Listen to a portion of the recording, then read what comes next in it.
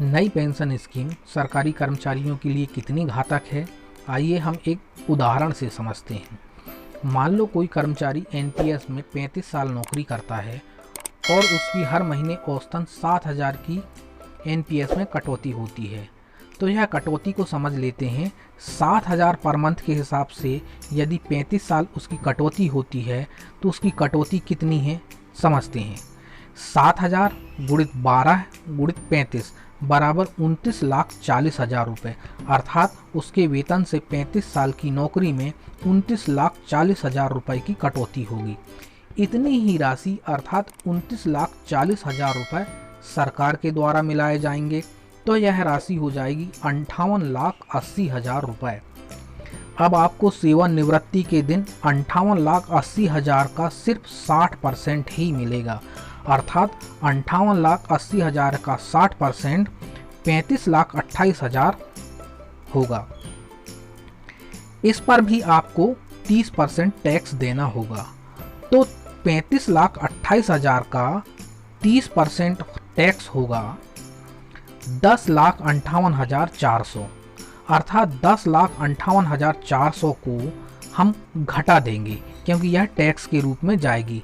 तो घटा के देखते हैं, 35,28,800 में से 10,58,400 को घटाते हैं तो यह सिर्फ राशि 24,69,600 रुपये उसके हाथों में प्राप्त होगी।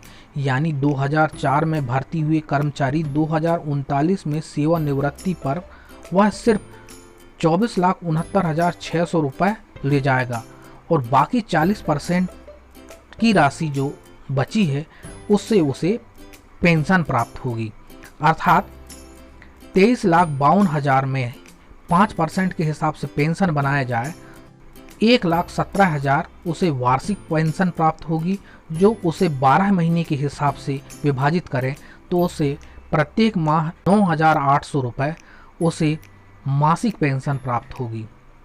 वो भी इसमें कोई डीए की बढ़ोतरी संभव नहीं है। कल्पना करो, आज से 22 साल बाद यानी 2039 में 24.5 लाख रुपए क्या मायने रखेंगे। आज आप देखते हैं कि ग्रुप डी का कर्मचारी सेवानिवृत्त होता है तो उसे कम से कम 15-16 लाख रुपए तो मिलते ही हैं। और अब तो यह भी जान लें कि सरकार बहुत ही जल्द वेतन वृद्धि की तरह साल में 2 बार सेवानिवृत्ति की पॉलिसी ला रही है। यानी जिसका रिटायरमेंट अक्टूबर से मार्च के बीच पड़ेगा उसको 31 दिसंबर और इसी तरह अप्रैल से सितंबर वालों को 30 जून को सेवानिवृत्त कर दिया जाएगा। अब एनपीएस कर्मचारियों को सेवानिवृत्त पर जो पैसा मिलेगा उस दिन के शेयर मार्केट के हिसाब से उसे कैलकुलेट कर दिया जाएगा।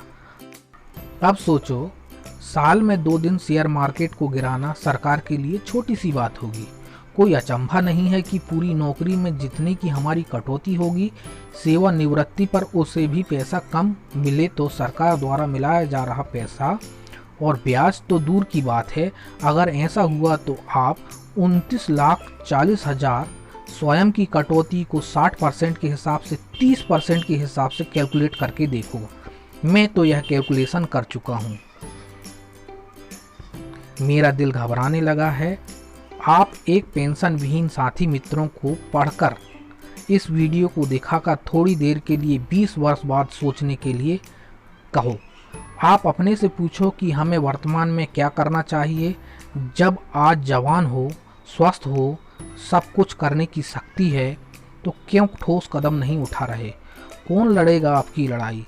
जब स्वयं आप ही ढुलमुल रवैया अपनाओगे तो क्या होगा। इसलिए जागो, उठो, लक्ष्य यानी पुरानी पेंशन पर ही जाकर रुको। आपको क्या करना है, जहां हैं उसी स्तर पर अपने आसपास पेंशन विहीन साथियों को जागरूक करना है, आपके हक के लिए संघर्ष करना है। इस मैसेज को एनपीएस के सभी कर्मचारियों को पहुंचाएं। अपनी नई पेंशन को बंद कर पुरानी पेंशन के लिए हक से लड़ें। धन्यवाद।